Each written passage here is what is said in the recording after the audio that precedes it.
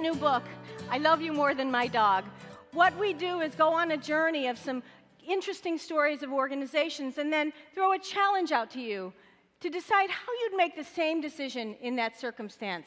So let's go through some of these, and you can hold that mirror to yourself and see how close or far you are from being that very beloved and prosperous company.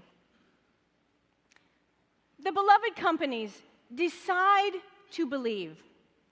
By believing that customers can be trusted, extra rules, regulations, and policies and procedures that create a wedge between ourselves and our customers is replaced with wanting to come back to an organization and wanting to shop again because we know we're trusted. Who hasn't returned something to a store that you know wasn't unworn, that you know was unworn, but as you approach the desk, we get a little fearful that we're not going to believe. By believing that employees can and will do the right thing, management oversight, reviewing every action, and a diminishing ability of employees to think on their feet is replaced with energy, innovation, and a spring in the step of people because they want to be a part of a place where they're enabled to bring the best version of themselves. What's interesting about these companies is that there's congruence of heart and habit. What we learned as children and the decisions that we make about doing what's right is enabled in these companies. And that's why these organizations are beloved, because there's no disconnect between doing the right thing in our personal lives and in our business lives. So for your first challenge question, I'd like you to think about this and ponder how you make decisions in your organization about, do you consider your customers an asset or a cost center?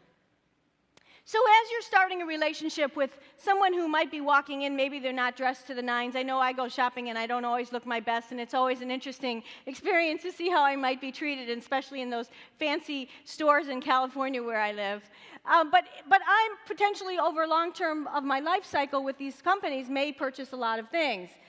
So the question is, do you think about not just punctuating the relationship with your customer around a transaction, but rather think about over the long-term relationship you might have with them, how big that asset could grow. As they call you with an issue or a worry, do you enable the folks in your organization to make decisions based on growing that asset? Clearly, as individuals in our lives, we feel nickel and dimed by organizations on a daily basis. And the companies that understand that I'm an asset grow because I'm believed and trusted. This is a $6,000 bike. Now, you go into Zane Cycles in Connecticut and you take this bike out for a test drive. You say, can I take the bike out? And they say, you bet, have a great ride. What they don't do is ask you for any collateral. No ID. They just say, take a great ride out. Take the bike out, have a great ride. Now, Chris Zane, the owner of Zane Cycles, says a lot of his new people especially say, Chris, what if the bike rides away?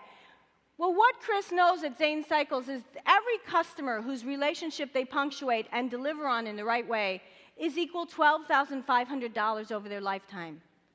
So why would you threaten that long-term, valuable relationship by punctuating it by questioning someone's integrity? Now, the interesting thing is that they lose about 3 bikes a year. And they lose the $300 and $400 bikes, not the $7,000 bike. Are you hiring partners or filling positions, especially as the economy starts to loosen up?